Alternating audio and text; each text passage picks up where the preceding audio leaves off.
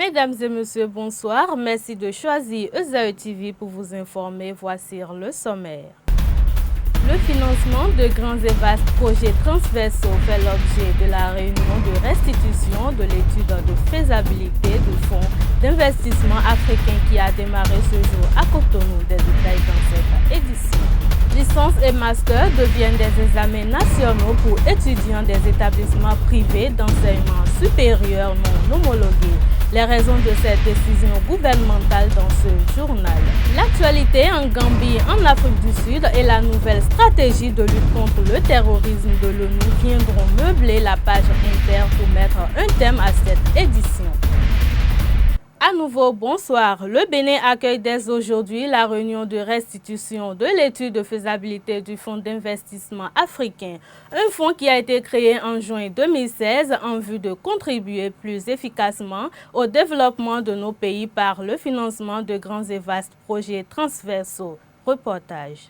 La réunion des directeurs généraux des organismes de prévoyance sociale membres de la Conférence interafricaine de la prévoyance sociale CIPRES a débuté ce jour au Bénin. Après celle de Brazzaville les 7 et 8 septembre dernier, cette rencontre est consacrée à la restitution des résultats de l'étude de faisabilité du Fonds d'investissement africain FIA par le groupe Finactu. Notre présente rencontre de Cotonou, à n'en point douter, constitue une étape très importante dans notre marche vers la création de ce fonds qui viendra combler un vide dans la gestion des organismes de prévoyance sociale de la zone CIPRES. À en croire le secrétaire exécutif de la Conférence interafricaine de la prévoyance sociale CIPRES, les résultats issus de l'étude de faisabilité du Fonds d'investissement africain seront examinés avant d'être mis en application. Il nous revient à présent de nous assurer, grâce aux résultats de l'étude, que ce bébé sera né vivant et viable. Ces résultats sont, à nos yeux, la condition sine qua non pour garantir la poursuite de ce processus, car ils constitueront le justificatif implacable pour convaincre le Conseil des ministres non seulement de l'utilité du projet pour le progrès de la protection sociale dans la zone CIPRES, mais surtout et également pour sa vocation et sa capacité à contribuer efficacement au développement socio-économique de nos États. En effet, cette étude nous sera indispensable pour les orientations et choix à faire en matière d'investissement dans les différents secteurs économiques et financiers. Le ministre de l'économie numérique et de la communication abonde dans le même sens, tout en précisant le but visé par ce fonds. L'objectif de ce fonds, faut-il le rappeler, est d'une part d'assurer le financement des grands projets dans divers domaines afin de contribuer au développement économique et social des États membres de la CIPRES et d'autre part de garantir une bonne rentabilité et la sécurité des ressources des organismes de prévoyance sociale dont la gestion vous incombe. Au cours de vos travaux, vous aurez à examiner les résultats de l'étude de faisabilité réalisée par le groupe Finactu pour aboutir à la prise d'une décision qui engagera nos États.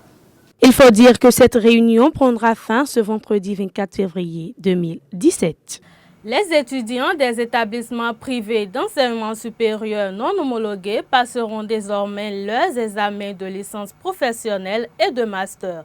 Tel en a décidé le gouvernement de la République du Bénin à l'issue de son Conseil des ministres d'hier. Une décision qui s'inscrit dans la dynamique d'assainir l'enseignement supérieur et de rendre plus crédibles les diplômes béninois.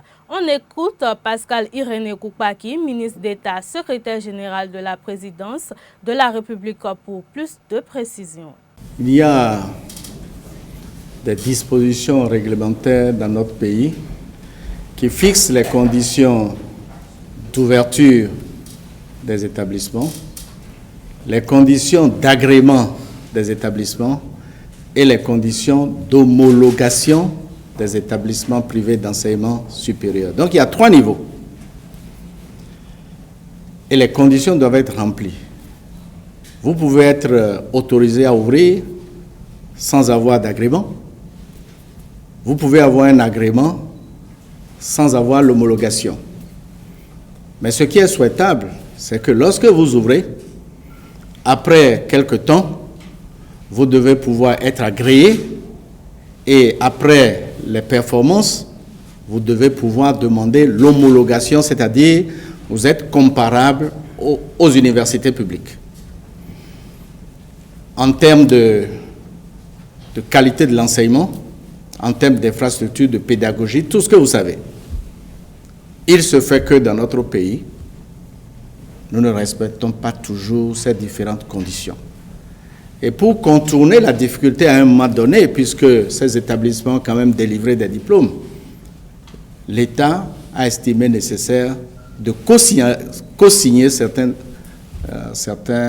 diplômes pour permettre à ces étudiants de concourir, de faire les concours et les tests de la fonction publique. Mais ça ne peut pas être une situation durable.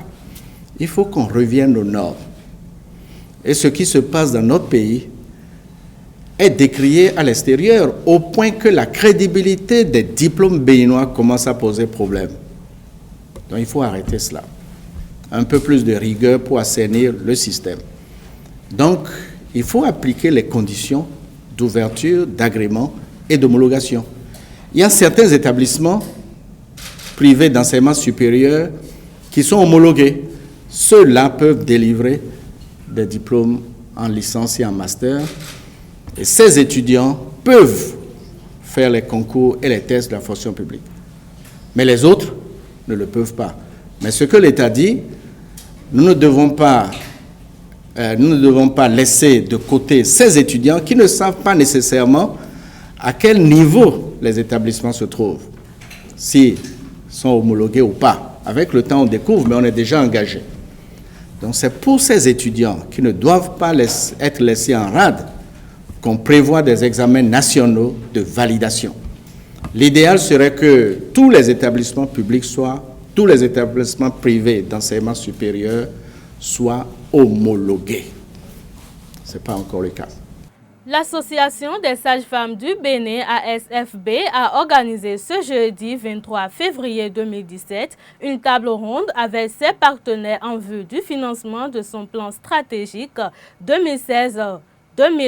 Ce plan, axé sur 3 points fondamentaux, permettra de relever les forces et faiblesses de la dite association. On écoute Marcel Hungbadji, chargé des projets et programmes au sein du bureau de l'ASFB.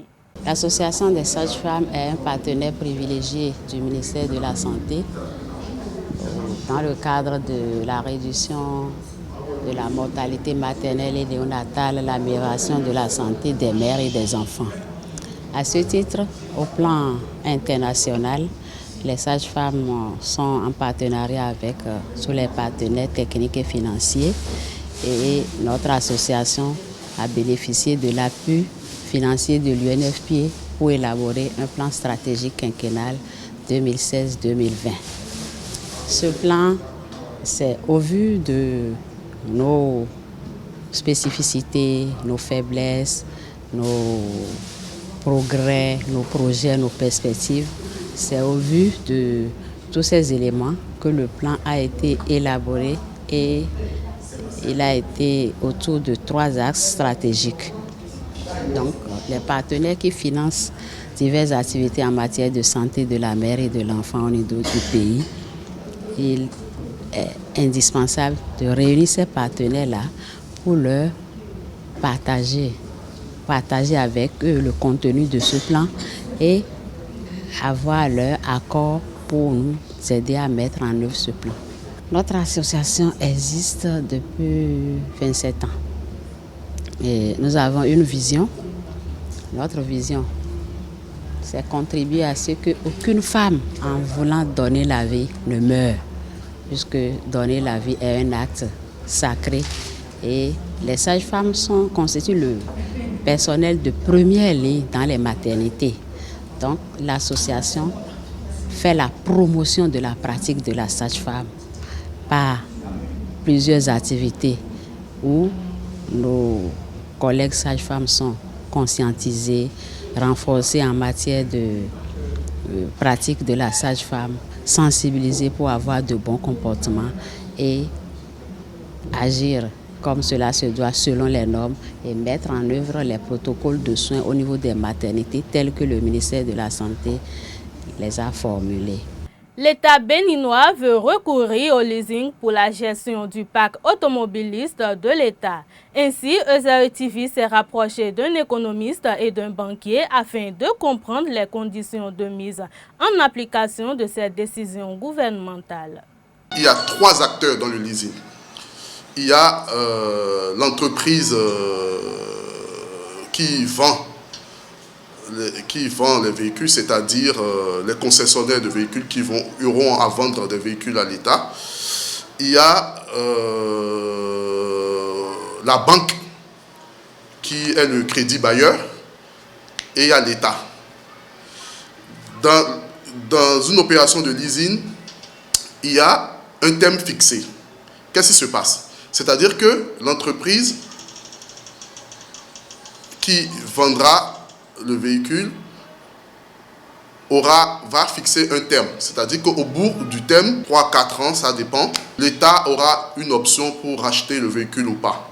Maintenant, comptablement, le crédit bail s'enregistre en hors bilan. C'est très important à noter parce que cela veut dire que l'entreprise, dans sa comptabilité, l'État dorénavant dans sa comptabilité n'aura plus à supporter les charges directes d'un achat direct. Moi, je pense que les concessionnaires, ceux qui ont l'habitude de vendre des véhicules à l'État, ça va vraiment booster cette activité. Mais aussi, est-ce qu'ils sont prêts à acheter, à supporter l'achat des véhicules en fonds propres? Est-ce que les banques vont suivre? Parce que, en tant que banquier, beaucoup de banques ne font pas de crédit bail. Bon, il n'y a pas beaucoup de banques qui font des opérations de crédit bail, et au Bénin en tout cas. À ma connaissance, il y a une banque à la BOA. La BOA en fait un peu. Et une autre banque dont j'oublie le nom. Mais sinon, des opérations de crédit bail ne sont pas courantes sur notre marché. L'accompagnement des banques pour accompagner cette optique. Moi, je me demande beaucoup, parce que déjà nos banques commerciales, elles ne mettent pas en place une politique d'accompagnement de tout investisseur. Quand vous n'avez pas quelque chose de consistant, ou bien même les entrepreneurs les accompagnent, c'est tout un problème au niveau des banques. Et je me demande quel est le partenariat qui va se mettre en place avec l'État pour quand même que ce moyen voulu mis en place pourrait quand même vraiment aider notre État à réduire ses charges. Tous ceux qui gèrent les parcs automobiles de l'État, certes, ils n'auront plus les à côté qu'ils avaient en matière d'achat de pièces, achat de tels trucs au niveau des véhicules, du moteur. Les disparitions de moteurs au niveau de ces seront limitées. On va réellement assister maintenant à une gestion adéquate et efficiente du dispositif de l'État, ce qui nous permettrait de savoir où on est, où on s'en va et quels sont les moyens qu'on dispose pour pouvoir le faire. Si les banques accompagnent, je pense qu'elles vont aller sur une base de données avec l'État, ce qui serait certainement bien. Mais il faudrait aussi revoir le taux, qui arrangerait beaucoup plus notre État pour que ce taux ne soit pas un taux qu'en fin de contrat ne pourra pas permettre aux concessionnaires de véhicules de nous revendre les véhicules, de nous vendre les véhicules à la fin des contrats. Qu'est-ce qu'une auto-école? Quel en est le mode de fonctionnement? Suivons dans cet extrait un moniteur au micro d'une équipe de ESAE TV. Aujourd'hui, il faut nécessairement passer à l'auto-école avant d'avoir son permis de conduire, même si on sait déjà conduire. Parce qu'il faut d'abord connaître le code. Il faut d'abord connaître le code. Et apprendre le code, ce n'est pas facile, il faut être régulier. Aujourd'hui, il y a vu des accidents, des cas d'accidents qui se produisent dans la ville. Et on dit que c'est compte tenu de la malformation des auto-écoles. Mais tout ça, ça a changé. Quelles que soient les conditions où tu maîtrises ou tu ne maîtrises pas, il faut nécessairement partir à l'auto-école et apprendre ton code avant d'aller à l'examen, sinon tu échoues. Le déroulement des cours du code, que ce soit le code ou la conduite, se font normalement. Tel que hier, on remet les exercices aux candidats, on leur apprend d'abord les BABA, c'est-à-dire qu'on leur remet, on leur explique le cours, d'abord le premier cours qu'ils prennent dans leur cahier. Et c'est des exemples que je peux donner. Un premier cours que le candidat il a pris dans son cahier. Il prend le premier cours dans son cahier, on leur donne les explications qu'il faut. Et ça commence le cours un peu. Donc, après ça, on leur remet des exercices qui traitent ces exercices jusqu'à ce qu'ils aient le niveau nécessaire, maximum avant d'aller à l'examen du permis de conduire. Les examens, c'est d'abord les dossiers qui vont être envoyés et leur nom va être affiché et ils seront vraiment programmés. Mais avant qu'ils aient à l'examen, il faut d'abord qu'ils aient le niveau. C'est pourquoi je me disais qu'ils suivent d'abord les cours normalement, tel qu'il faut, et ils aient le niveau réellement avant d'aller à l'examen. Donc les examens se font normalement et c'est la DGTT qui organise les examens, ce n'est pas nous. Les difficultés auxquelles nous confrontons, c'est qu'il y a des candidats qui n'ont pas le niveau du tout, ils n'ont pas le niveau et pour ces candidats, ça prend du temps avant qu'ils ne comprennent. Il faut nécessairement exactement qu'ils comprennent avant d'aller à l'examen. Donc on a tendance à beaucoup parler, à beaucoup leur donner des explications, à passer beaucoup plus de temps avec eux d'abord avant qu'ils aillent à l'examen, avant que leur dossier puisse être déposé pour la composition de leurs examens. Pour notre taux de réussite, nous avons souvent les 80, 90% et voilà même 100%. Parce qu'ils apprennent le code. Nous avons les cours se déroulent en visuel. Et ça se déroule en visuel comme ça se remet des exercices traités dans le cahier. Et c'est des exemples que vous venez de voir tout à l'heure sur l'écran. À présent, les actualités hors de nos frontières que nous propose Aurel Kwasi. Démarrons cette page inter par l'ONU. Lors d'une réunion avec l'Assemblée générale des Nations unies, le secrétaire général de l'ONU, Antonio Guterres, a proposé de créer un bureau chargé de la lutte contre le terrorisme avec à sa tête un secrétaire général adjoint. Ce bureau comprendrait l'actuel bureau de l'équipe spéciale de lutte contre le terrorisme et le Centre des Nations unies pour la lutte contre le terrorisme, UNCCT. Le seul objectif est d'améliorer l'efficacité et non pas de modifier les différents mandats dans le domaine de la lutte contre le terrorisme, a indiqué le secrétaire général. Le tribunal de l'arrêt est menacé depuis des mois d'une vague de retrait de plusieurs pays africains. La justice sud-africaine a infligé un camouflet au gouvernement mercredi dernier en retoquant sur la forme sa décision controversée de quitter la Cour pénale internationale dont il dénonce un parti pris anti-africain. Saisi par l'opposition, un juge a estimé que la lettre de retrait de la CPI envoyée en octobre 2016 à l'ONU était inconstitutionnelle et invalide parce qu'elle n'avait pas été précédée d'une approbation du Parlement. Le gouvernement et le président Jacob Zuma doivent sur le champ révoquer la notice de retrait, a ordonné le juge Finesse Mojapelo de la haute cour de Pretoria. En Gambie, les arrestations de lundi sont les premières à viser des hauts responsables gambiens depuis que Yaya Jammeh est en exil en Guinée équatoriale. Les services de Nyakuba Badi sont accusés par des ONG des droits